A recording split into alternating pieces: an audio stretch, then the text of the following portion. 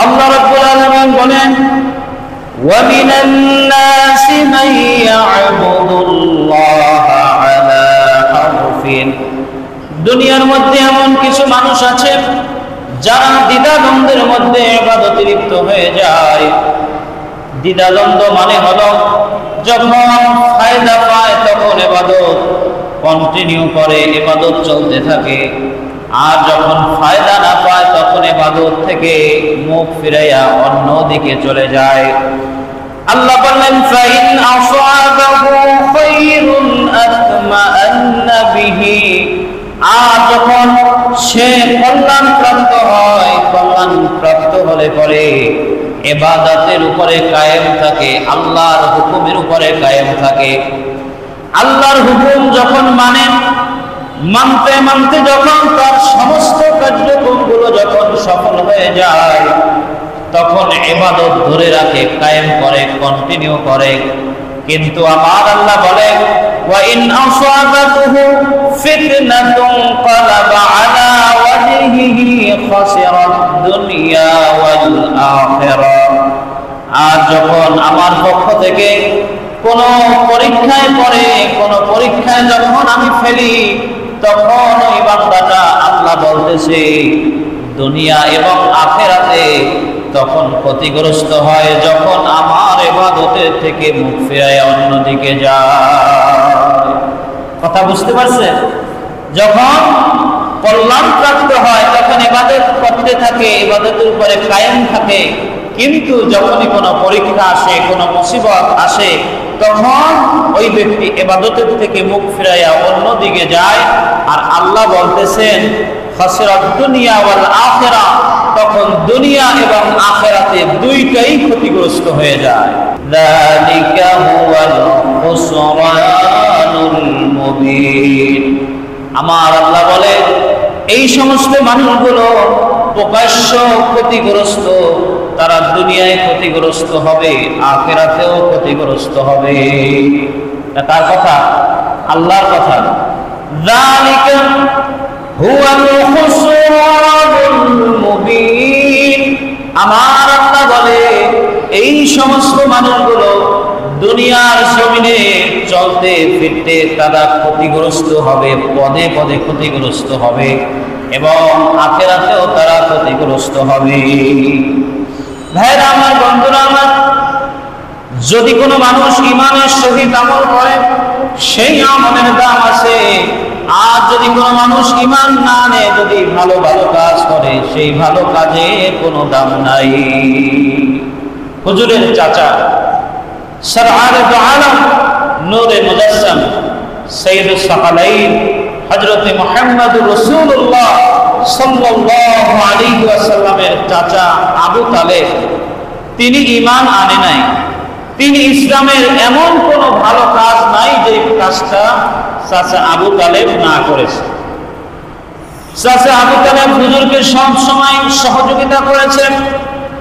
যখন কোনো প্রকাশ্য শত্রু এসেছে, আবু তালেব গিয়ে সামনে দাঁড়িয়েছে, রাসূলকে হেফাজতের জন্য সাহায্য করেছে, ইসলাম প্রসারের জন্য। এবং যখনই কোনো সহযোগিতা, যখন কোনো মানুষের প্রয়োজন হতো, তখন ছাপায়া পড়তেন। এক কথায় নবীজির সবচাইতে বেশি যিনি সহযোগিতা করেছেন তিনি হলো চাচা আবু তালেব। সেই আবু তালেব যখন মৃত্যু শয্যায় সজ্জিত হয়ে গেলেন, মৃত্যু শয্যায় সজ্জিত হলেন, তখন চাচা আবু তালেব মৃত্যুবরণ করবে, নবীজি অসুস্থতা শুনে চলে গেলেন। গিয়ে বললেন, হে চাচা, আপনি দুনিয়ার জমিনে ভালো ভালো কাজ করেছেন, মৃত্যুর পরে আমি যে আপনাকে সুপারিশ করব, সুপারিশ করতে হলে তো ঈমান আনতে হবে, ঈমানদার হতে হবে। যদি ঈমানদার না হন, যদি ঈমান আপনি না আনেন, তাহলে আমি আপনাকে সুপারিশ করতে পারবো না। তখন ইসলাম কবুল করবেন এমন মুহূর্তেই খবরটা আবু জেহেলের কাছে চলে গেল। আবু জেহেল বললেন, হ্যাঁ আবু তালেব, তুমি যদি ইসলাম এখন কবুল করে নাও, আমাদের বংশের মধ্যে সুনকালি পড়ে যাবে, আমাদেরকে মানুষ খারাপ বলবে। খবরদার ইসলাম তুমি কবুল করো না। মৃত্যু সজ্জায় সজ্জিত আবু তালেব আবু জাহেলের কথা মতো নিজেকে ছোট করলেন না, ইসলাম গ্রহণ করলেন না। তখন আবু তালেব মারা গেলেন।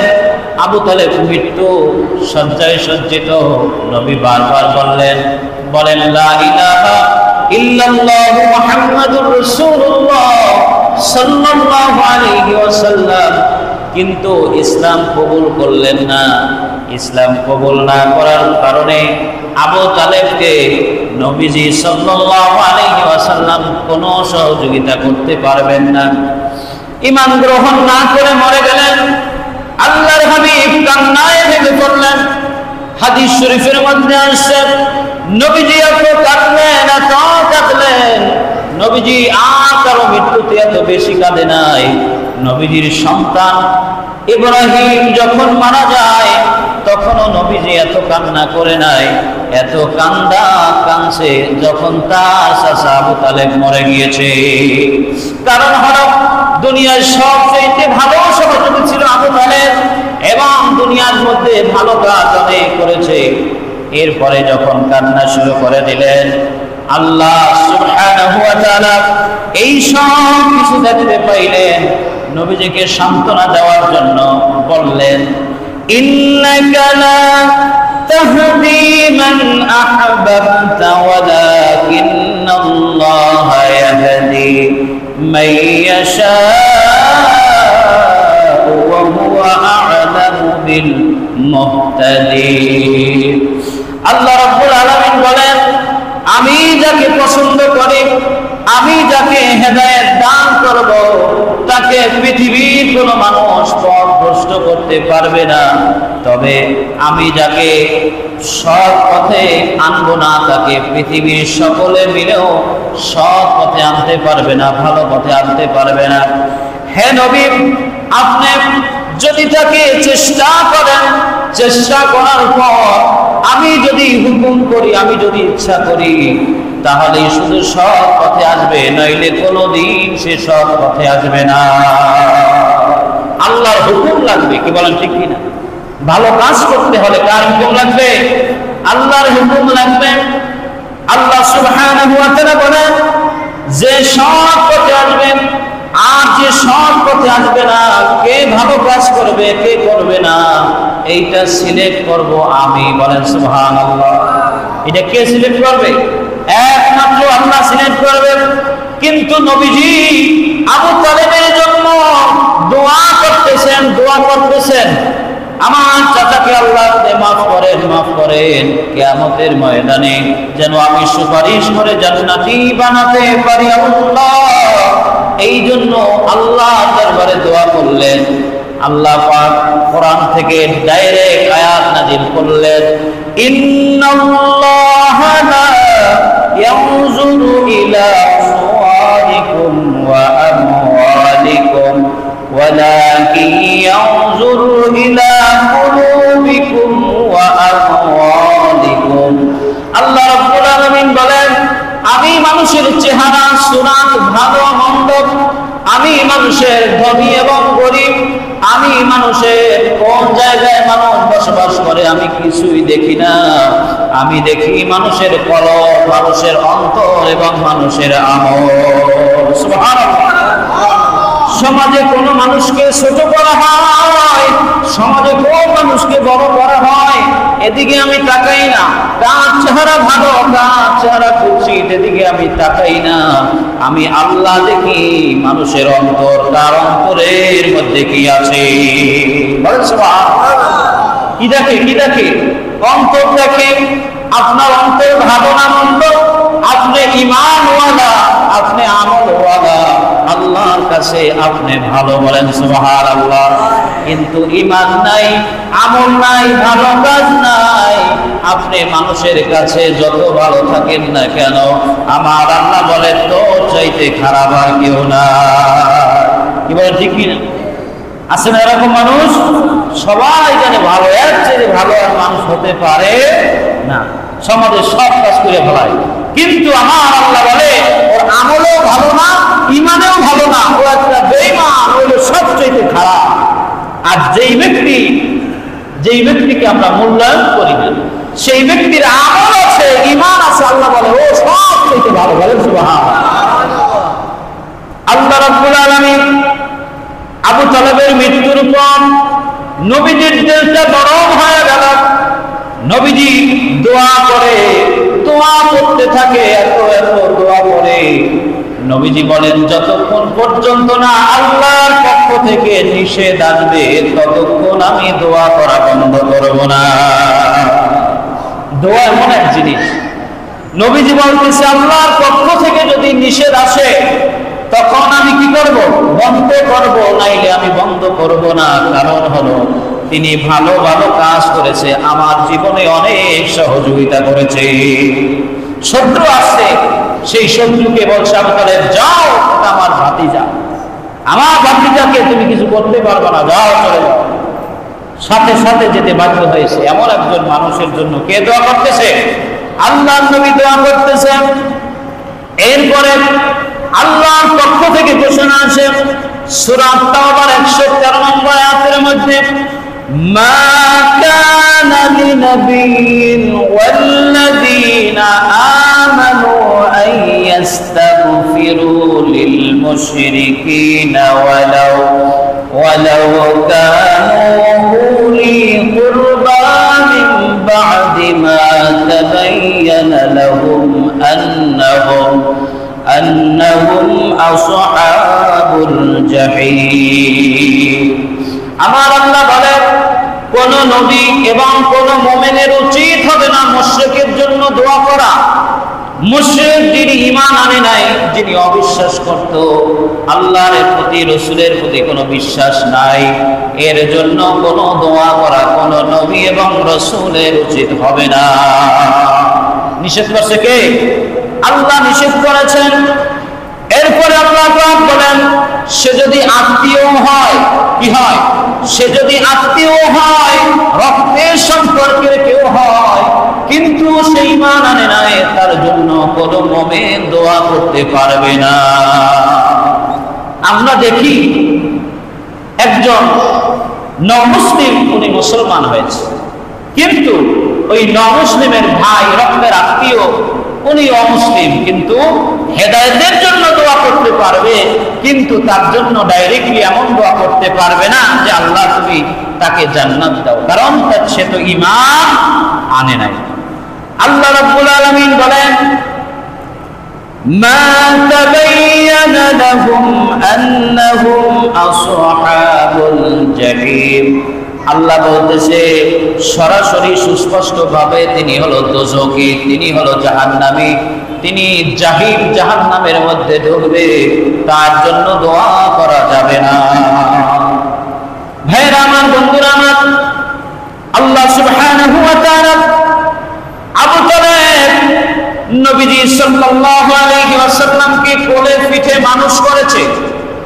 আল্লাহর নবীর শরীর মোবারক সব সময় আবু তালেব, তার শরীরে এমন কোনো জায়গা নাই যেই জায়গায় নবীর শরীর না লাগছে। বলেন সুবহানাল্লাহ। আবু তালেব সব সময় নবীজিকে আগলে রাখতেন। আবু তালেব নবীজি সম্পর্কে সব সময় ভালো ধারণা রাখতেন, ভালো ধারণা করতেন এবং ভালোবাসতেন। এই জন্য তার মৃত্যুর পরে দুইটা মাত্র জাহান্নামের মধ্যে দুইটা মাত্র জুতা পরায় দিয়েছে। কয়টা জুতা? দুইটা মাত্র জুতা পরায় দিয়েছে। এই দুইটা জুতা পরানোর পর শরীরের অবস্থাটা কেমন হলো?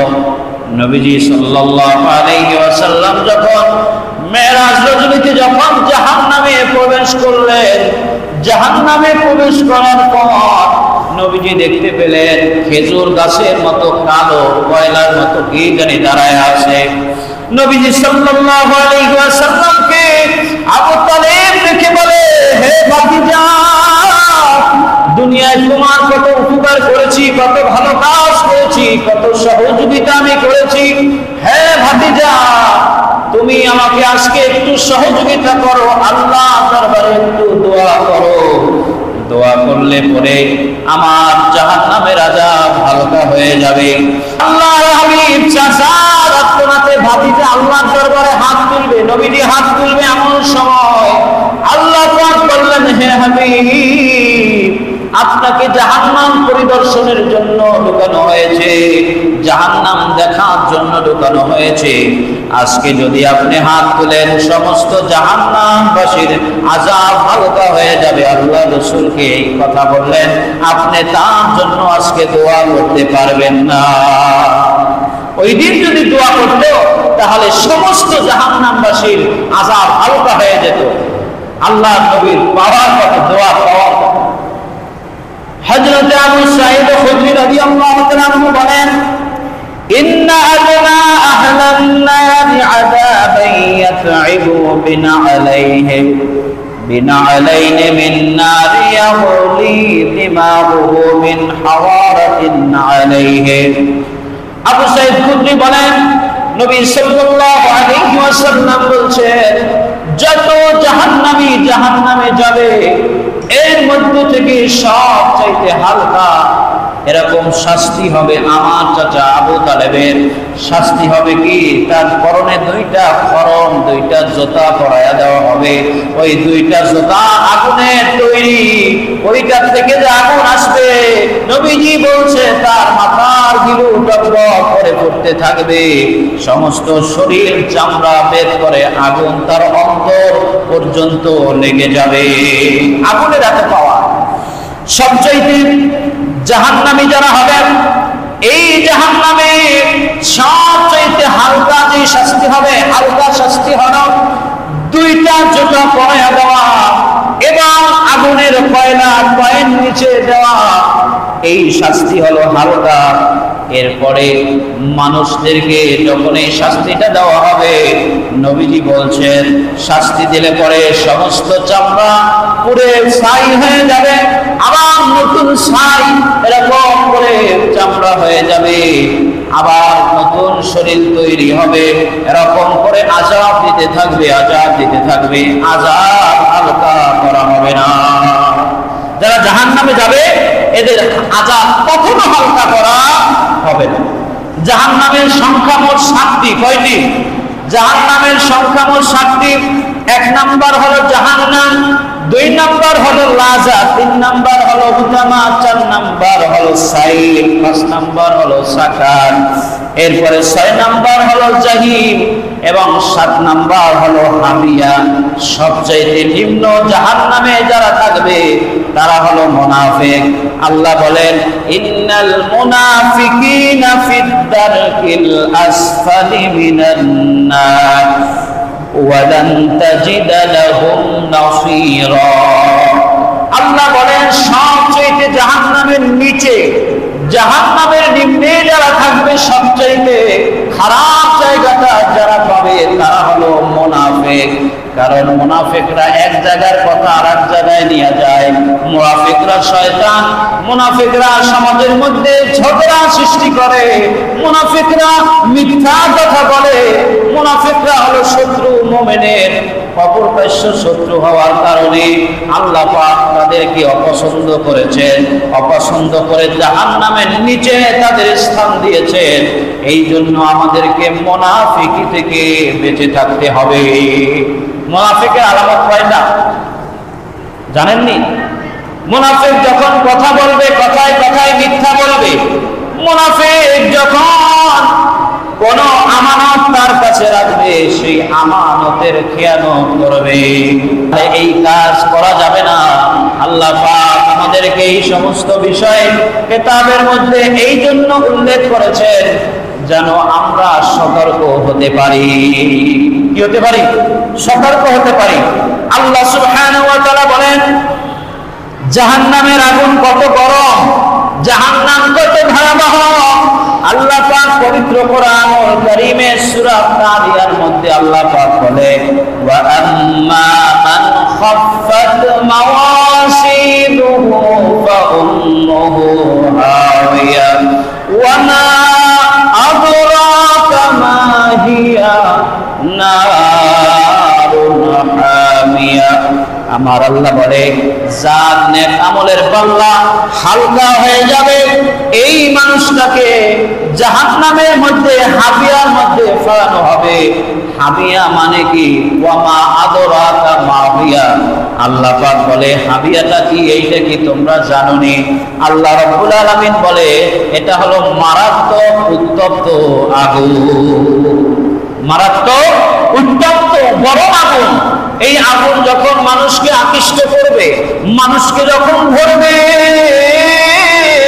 নবী বলছে মানুষের চামড়াটা পুড়ে যাবে, এরকম করে আবার শরীরের মধ্যে নতুন চামড়া গজায় যাবে, কিন্তু মানুষটা মরবেও না, কিন্তু এরকম জ্যান্ত না, জ্যান্ত এবং মৃত্যুর মধ্যবর্তী অবস্থা হবে। ওই মানুষটার অন্তর পর্যন্ত আগুন ঢুকে যাবে। ওই মানুষটি যত চিৎকার করো, যা কিছু করো, ওই মানুষটার শরীর থেকে আর হাবিয়া জাহান্নামের আগুন নিভবে না। যদিও নিভে যায়, আগুনের তেজ কমিয়ে দেওয়া হয়, কমে যায়। এরপরে আল্লাহ কোরআনের মধ্যে বললেন ওই আগুনের তাপটাকে আরো ফেরেশতারা বাড়ায় দেবে। আগুন কমে গেছে আবার কি করবে? তেজ বাড়ায় দেবে। কমে গেছে আবার ধরায় দেবে, নিভে গেছে আবার ধরায় দেবে, রাখবে। যত আত্মনাদ করবে আগুন আর নিভায়াও দেবে না, বন্ধ হবে না। আল্লাহ রাব্বুল আলামিন বলেন সূরা হুমাযার মধ্যে কাল্লা লায়ুনবাযান্না ফিল হুতামাতি ওয়া মা আদরাকা মাল হুতামা নারুল্লাহিল মুকাদ্দা আল্লাতী তাত্তালিউ আলাল আফইদা। আমার আল্লাহ বলে সে অবশ্যই নিক্ষিপ্ত হবে হুতামার মধ্যে। হুতামা কি বলতেছে? হুতামা কি? হুতামা হলো এমন একটা আগুন যে আগুন হৃদয়কে গ্রাস করে নেয়, অর্থাৎ আগুন শরীরে লাগা মাত্র অন্তর পর্যন্ত পৌঁছে যাবে। কিছু আগুন আছে শরীরে লাগলে পরে উপর দিয়ে চামড়া পড়ে যায়, হৃদয় পর্যন্ত যায় না। কিন্তু আমার আল্লাহ বলছে ওই আগুনটা এমন আগুন যে আগুন লাগা মাত্র হৃদয়কে গ্রাস করে নিবে, অন্তরকে গ্রাস করে নিবে। ভাইরা আমার, বন্ধু আমার, আল্লাহ রাব্বুল আলামিন বলেন যদি ওই আগুন শরীরে লাগায়া দেওয়া হয়, পাপীর শরীরে লাগানোর পরে পাপী মরবেও না এবং শাস্তি পেতে পেতে এমন হয়ে যাবে, আমরা যাকে বলি অর্ধ মরা, কিন্তু জ্যান্ত না, মরবেও না, মরে গেলে তো শেষ। আল্লাহ পাক এমন ভাবে তাকে রাখবেন সে মরতেও পারবে না আর আগুন থেকেও বাঁচতে পারবে না। এটা আমার আল্লাহ রাব্বুল আলামিন বলেন। নবীজি বলছেন জাহান্নামের আগুন হবে কালো। জাহান্নামের আগুন হবে কি? কালো হবে। আল্লাহ রাব্বুল আলামিন পবিত্র কালামের মধ্যে সূরা ওয়াকিয়ার মধ্যে ইরশাদ করেন ওয়া আসহাবুশ শিমালি মা আসহাবুশ শিমাল ফি সামুমিন ওয়া হামীমিন ওয়া জিল্লিম মিন ইয়াহমুম লা বারিদিন ওয়ালা কারীম। যারা এরকম করে আমলনামা বাম হাতে পাবে, বাম দিকের লোকের কথা বলছে নবীজি। আমার আল্লাহ বলছে বাম হাতে যারা আমলনামা পাবে, যাদের আমলনামা বাম দিকে চলে যাবে, ওই মানুষদের জন্য বলা হয়েছে তারা থাকবে উত্তপ্ত আগুনের মধ্যে, গরম আগুনের মধ্যে, এবং এমন আগুন যে আগুনটা হলো কালো এবং ধোঁয়া বিশিষ্ট আগুন। সেই আগুনের মধ্যে কি হবে? ধোঁয়া হবে এবং আগুনটা হলো কালো। এবং ওই আগুন যখন মানুষের শরীরে স্পর্শ করবে, ঠান্ডাও হবে না, গরমও হবে না, এমন একটা পরিস্থিতি। এমন পরিস্থিতি মানে শাস্তি যাকে বলা হয়। আল্লাহ রাব্বুল আলামিন বলেন নবীজি সাল্লাল্লাহু আলাইহি ওয়াসাল্লামকে আপনি জানায়া দেন, দুনিয়ার জমিনের মানুষদেরকে সতর্ক করে দেন, কারণ আমি চাই না আপনার একটা উম্মত জাহান্নামী হয়, একটা উম্মত জাহান্নামী হয়, এটা কোনো দিন আল্লাহ চান না। এই জন্য সতর্ক করে দিলেন। হযরতে আবু হুরায়রা রাদিয়াল্লাহু তাআলা আনহু বলেন উমিতুন নারু আলফা সানা ফাআবাসাত, যখন 1000 বছর জাহান্নামকে তাপ দেওয়া হলো, 1000 বছর জাহান্নামকে তাপ দেওয়ার পর ওই জাহান্নাম সাদা বর্ণের হয়ে গেল। এরপরে আল্লাহ রাসূল বললেন সুম্মা উকিদাত আলফা সানা, যখন আবার 1000 বছর তাপ দেওয়া হলো ফাআহমারাত, তখন জাহান্নামের আগুনটা লাল বর্ণের হয়ে গেল। এরপরে নবীজি বলছেন সুম্মা উকিদাত আলফা সানা, যখন আবার 1000 বছর জাহান্নামকে তাপ দেওয়া হলো, জ্বালানো হলো, জ্বালানোর পর ফাসওয়াদাত, ওই জাহান্নামটা কালো হয়ে গেল, অন্ধকার হয়ে গেল। এরপরে বলতেছে ফাহিয়া সাওয়াদাউ কাল্লাইলি মুজরিমিন, এই জাহান্নামকে সাদা থেকে লাল, লাল থেকে কালো, এই জাহান্নামকে সর্বশেষ অবস্থাতে এমন হলো রাতের যে অন্ধকার, সেই অন্ধকারের চাইতেও অন্ধকারাচ্ছন্ন হলো জাহান্নাম। এক কথায় জাহান্নাম হলো এত কালো, যেই কালো মানুষ কখনো জীবনেও দেখে না। এত কালো অন্ধকার ধোঁয়া, এইটার ভিতরে যখন মানুষ ফালাবে, জাহান্নামের আগুন যখন জ্বালায়া দেবে, মানুষটাকে যখন জাহান্নামের নিচে ফালাবে, জাহান্নামের গভীরতা কত? আল্লাহ নবী সাল্লাল্লাহু আলাইহি ওয়াসাল্লাম এখন সাহাবায়ে কেরামদেরকে নিয়ে একদিন এক জায়গায় রওনা দিয়েছেন। আল্লাহ নবী এই শব্দ পেলেন, একটা শব্দ, মুসলিম শরীফের 2844 নম্বর হাদিস, হযরতে আবু হুরায়রা রাদিয়াল্লাহু তাআলা আনহু বলেন কুল্লাল্লাহু ওয়া রাসূলুহু আ'লাম, আমরা যখন শব্দ পেলাম, নবীজিও শব্দ পেল। শব্দ পাওয়ার পর নবীজি যখন সাহাবায়ে কেরামদেরকে বললেন তোমরা কি জানো এই শব্দটা কিসের শব্দ? তখন বললেন রাসূলকে। সাহাবারা বললেন আল্লাহ এবং আল্লাহ রাসূল ভালো জানে, বলেন সুবহানাল্লাহ। কে জানে? আল্লাহ জানে এবং আল্লাহ রাসূলও জানে।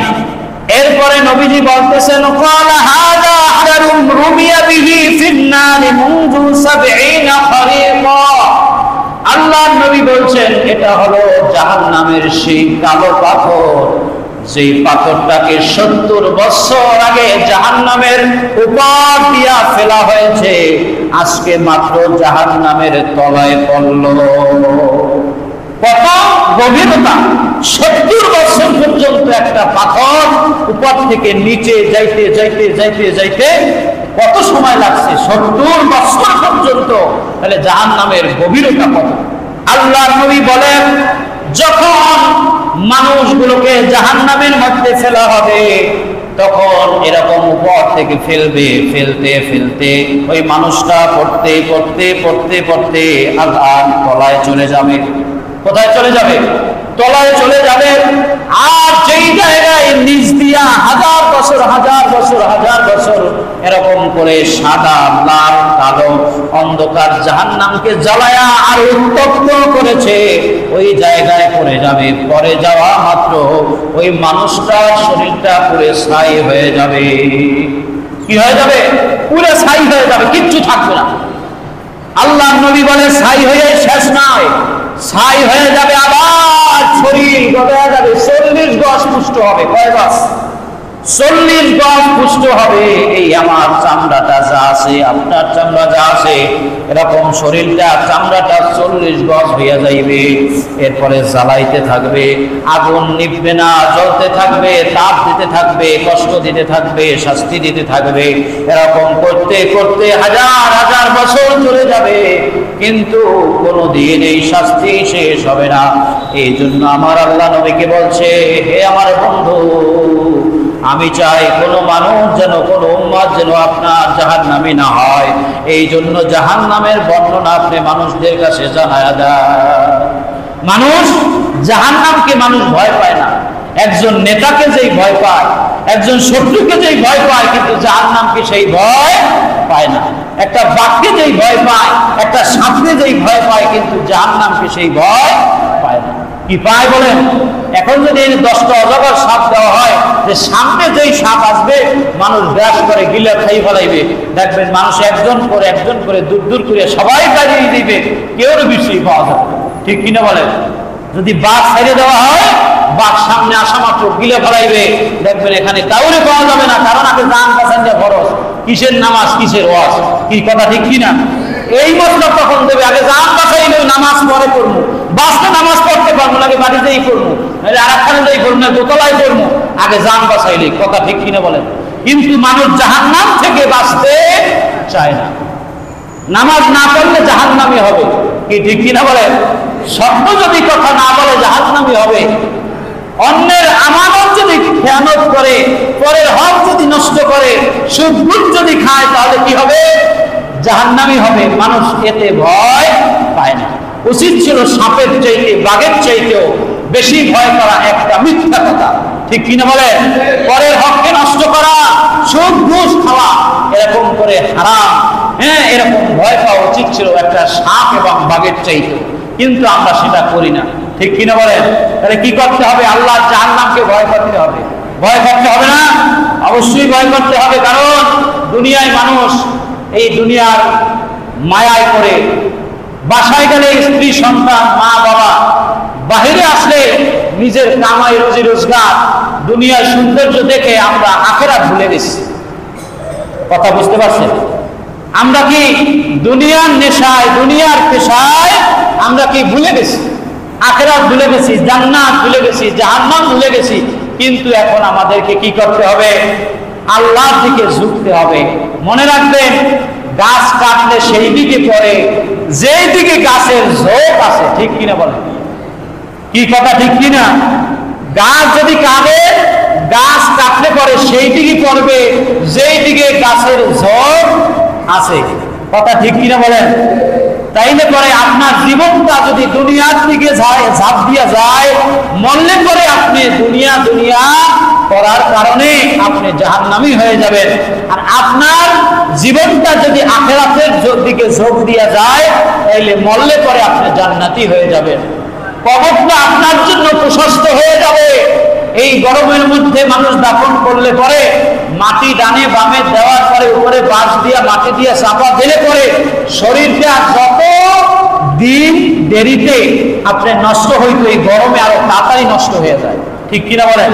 তাইলে পরে যেই ব্যক্তির আখিরাতের দিকে মনটা দিলটা ঝুঁকে গেছে, ওই মানুষটা কবরটা প্রশস্ত হয়ে যাবে, ওই মানুষটা শরীরটা কষ্ট না, বলেন সুবহানাল্লাহ। ওই মানুষটা যদি আল্লাহর দরবারে কাঁদে, আল্লাহর সাথে যদি সম্পর্ক জুড়ে দেয়, তাহলে মৃত্যুর পরে কবর প্রশস্ত হবে, মরলে পরে জান্নাতি সুখ, জান্নাতি বিছানা তার কবরের মধ্যে চলে আসবে। কিন্তু মৃত্যুর আগে আপনার জীবনটাকে যদি দুনিয়ার দিকে ঝুঁকায় দেন, এরকম গাছ কাটলে পরে পড়ে যাবে, আপনার মৃত্যু হলে পরেও আখিরাতের দিকে আপনি জাহান্নামের দিকে যত দ্রুত পারেন, কবরের মধ্যে গেলে পরে জাহান্নামের আগুন, জাহান্নামের গজব, জাহান্নামের সাপ, এরকম জাহান্নামের আযাব আপনার কবরকে গ্রাস করে নেবে। ভাইরা আমার, বন্ধু আমার, আমাদেরকে আল্লাহ সুবহানাহু ওয়া তাআলার হুকুমকে মানতে হবে, আমাদের দিলটাকে আখিরাতের দিকে ঝুঁকাইতে হবে, ঠিক কিনা বলেন? যদি আমরা ঝুঁকাইতে পারি, তাহলে আমাদেরকে আল্লাহ সুবহানাহু ওয়া তাআলা কি করবেন? জান্নাতি বানায় দেবেন। আল্লাহ বলেন, ওয়াইলু ইয়াউমাইযিন লিল মুকাজ্জিবিন, সেই দিন যারা, কিয়ামতের দিন তারা ভীতু হয়ে যাবে, যারা দুনিয়ায় ছিল অপরাধী, দুনিয়ায় যারা ছিল পাপী, আজানের পরেও মসজিদে আসে না, নামাজের তাগিদ দেওয়ার পরেও যখন নামাজ পড়ে না, তখন ওই মানুষটা আখিরাতে কিয়ামতের দিন ভীতু হয়ে যাবে। কি হয়ে যাবে? ভীতু হয়ে যাবে। অন্য এক আয়াতের মধ্যে আল্লাহ বলছেন, মানুষকে বধির করা হবে, মানুষকে অন্ধ করা হবে, মানুষকে লুলা করা হবে, মানুষকে চুলকে লম্বা করা হবে, চুল ধরে ধরে ফেরেশতারা জাহান্নামের দিকে নিক্ষেপ করবে। মানুষদের পায়ে শিকল লাগানো হবে, হাতে শিকল লাগানো হবে, গলায় শিকল লাগানো হবে। মানুষ জাহান্নামের দিকে যেতে চাইবে না, হেঁটেও যাইতে চাইবে না। জাহান্নামের শিকল লাগাইয়া টাইনা টাইনা নিক্ষিপ্ত করবে কোথায়? এরকম বিশাল গভীরতা, যেই একটা পাথর 70 বছর পর্যন্ত লাগে, যেই গভীরতা, যেই তল দেশে যাইতে, ওই জাহান্নামের মধ্যে নিক্ষেপ করবে।